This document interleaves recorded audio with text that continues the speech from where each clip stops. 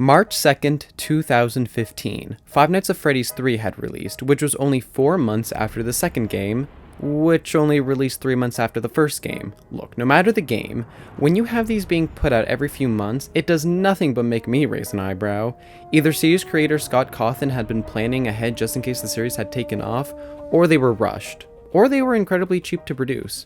But you have to admit that these games were all huge successes, and since they were coming out so fast, Five Nights at Freddy's managed to stay trending, popular, and relevant for a good year and a half. Everyone was always talking about these games and the lore and secrets in which they hold. As someone who has been a fan since the first game, it was really cool looking back at this era on the internet.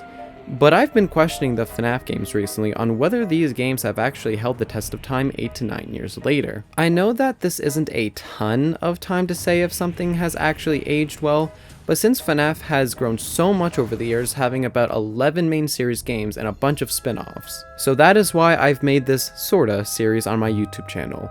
I'm going up till Fnaf 4, as those are what I consider to be the classics of the franchise, and they all released within a year of each other. So we are up to Five Nights at Freddy's 3, and well, let's see if it's aged well. Well, the first thing I want to mention is this game's atmosphere. I love the way this game looks because of how well it fits. The puke green colored walls and the look of everything being one of the most unnerving atmospheres I've ever seen in a game. In fact, just looking at this game makes me feel depressed, and I don't like that. So why exactly are you here? Well, basically, this location is known as Fazbear Frights, and that should immediately raise every red flag in the book just by that title alone. But somehow, the company that owns the Fazbear franchise thought it would be a good idea to start a horror attraction in the same place that a fucking child murderer who stuffed children into the animatronic suits would be a good idea. Once the place opens, the workers find a bunny animatronic that happens to hold one of the most evil men in the history of fiction. This guy right here is Springtrap, and yes, William Afton is in this suit, and once he's let out of the safe room, which he was in for 30 years, the other animatronics come out as well. These are phantom animatronics, and what happened to these guys are what the player sees due to the horrible conditions this place is in. And I actually really like the designs of them, as I think the fact that they are essentially just reskins of the animatronics from their debut games with a couple of limbs missing, as well as looking very burnt. With the look of the building, Springtrap, the phantoms, and the overall aesthetic makes this one of my favorite games in the franchise, as I truly believe Scott got everything right when it comes to looking at this game through an intentionally looks like shit direction that you can appreciate what Scott was going for. However, if the puke green color scheme and how everything looks burnt isn't your thing, then I totally get it, but you gotta admit that this game does look unique compared to the other games. Okay, so now on to the gameplay, which is probably the biggest point of contention with this game and whether people actually think it's good or not. See, Fnaf 3 only has one animatronic that can kill you, and that's Springtrap. In order to make him not kill you, you have to use these audio lures to keep him further away. However, because the people that own this attraction decided to keep the technology as it was 30 years ago, but because I played the previous games and games that came out later that take place before that game, I'm calling bullshit here.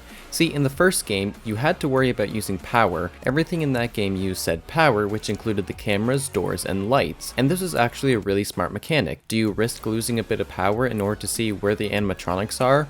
Or do you wait a bit and check on them a little later so that you can save yourself power for 6 AM? Or do you take that risk of flipping up the camera and using power? Do you want to find where all of them are and risk losing even more power? Or do you just check one or two and just find the others later? And yes, I am aware that as the nights go on, it doesn't really matter as long as you check Freddy and nothing else, but the core gameplay loop of the first game was actually a very solid foundation and was built upon in the second game, which involves you not only having to deal with a flashlight that slowly loses its own power the more you use it, but also having no doors and a hallway that good old Foxboy could leap out at you at any time. But then there's this game, which instead of using an expertly crafted resource management system, instead we get a loop of using this thing 2 to 3 times, sit and pray, go back to the cameras to try to find Springtrap after 6 to 10 seconds in the camera, but then the camera feed goes off, then go back to this screen to then wait again and repeat. But that's not all, as the aforementioned phantom animatronics appear in the camera's office and hallway, and the reason why they appear besides randomness is due to the ventilation system being just the absolute worst ventilation system I've ever seen.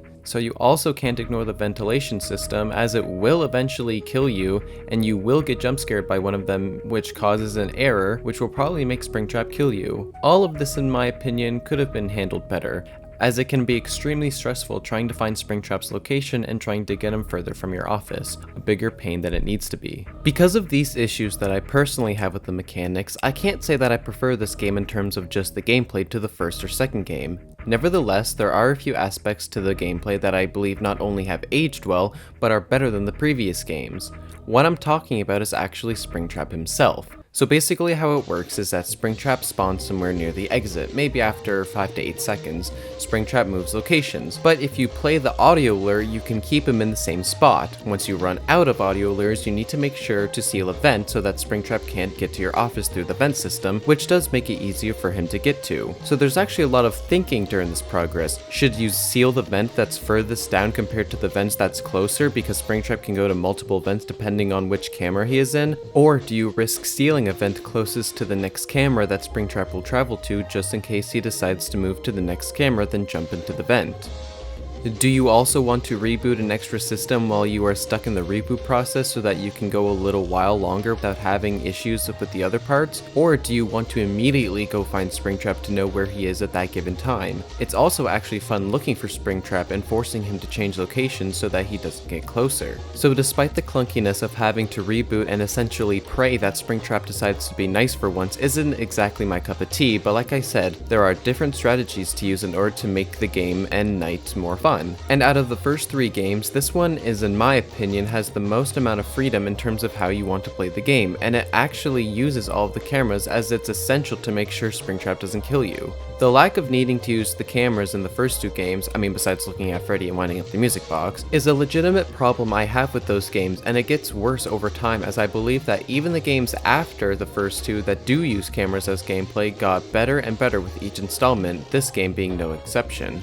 There's also more mini-games this time, and unlike last time, which I didn't really go into too many details about how they worked in my Fnaf 2 video, so I'll try to go in more depth here. Okay, so basically to access the mini-games, you need to accomplish a number of tasks each night. This could be as simple as clicking on an inconspicuous poster, collect some random cupcakes, click on another random poster, go to this random part of the wall and enter a number pad, and honestly the game doesn't even do a good job of actually telling you what to do even in the post-night minigames, which gives you a kind of obtuse hint on how to actually get these, but you're probably going to use a walkthrough like I did. Well anyways, once you figure out and manage to complete all of the mini-games while taking the correct path, you'll get the good ending, which sees all of the souls of the children pass on as they should. Or most of them at least. The games themselves are pretty standard 2D platformers, but they control a hell of a lot better than the ones in Fnaf 2, as this time there's actually an objective for you to do rather than just having a jump scare as a payoff. So there was more player input this time. You have to guide the given character into a crying child and give them cake, and each one is very fun to play, and a neat distraction from the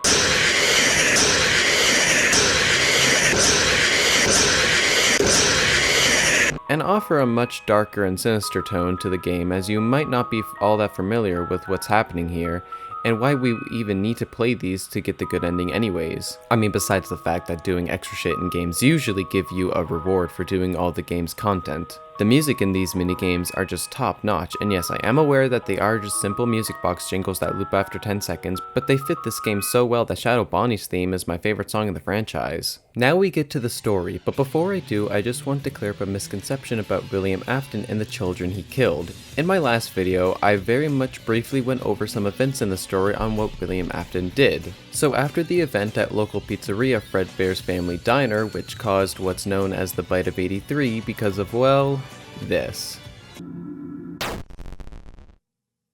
Was that the Bite of 87? So that's not good. This causes the child's father, who is William Afton, who is also the co-creator of the Fredbear/Fazbear franchise, to go literally insane, and just a couple of years later he starts murdering children in the bunny costume, which would cause his demise years later. And because he knew of his creation's potential to be really good death machines, he starts toying around with animatronics that allow children to be stuffed in them. I assume William did this not just to hide the bodies, but also to probably conduct experiments with Remnant, which for now I won't get into, as that's explained way later down the line, but the point is that William Afton put the bodies into the suits and not the puppet, which is what confused a lot of you. Not only is this false, and all you have to do is just look up who put the bodies into the suits, but it also wouldn't make any sense. We see the puppet giving life to the animatronics in a minigame from Fnaf 2, and what's happening here is the puppet simply given the suits life, as the whole point of the puppet is to kill Afton and for the spirits to move on. But if the puppet wants for the spirits to move on into the actual afterlife, why would the puppet put them in suits? The question for this video is that if Five Nights at Freddy's 3 has aged well. And although I will admit by saying I do prefer the first two games, and there are a few things in this game that make me think as to why they would be included, but I will say collectively that this game has aged well. What is done right in this game is really well done, and that's why I can still recommend this game all these years later. It arguably has more replay value, and the overarching story that really didn't start until this game released, I can say has aged pretty well. Not perfect, as I do see the legitimate criticisms this game faces, but I still believe that it's a great time. And thank you for watching.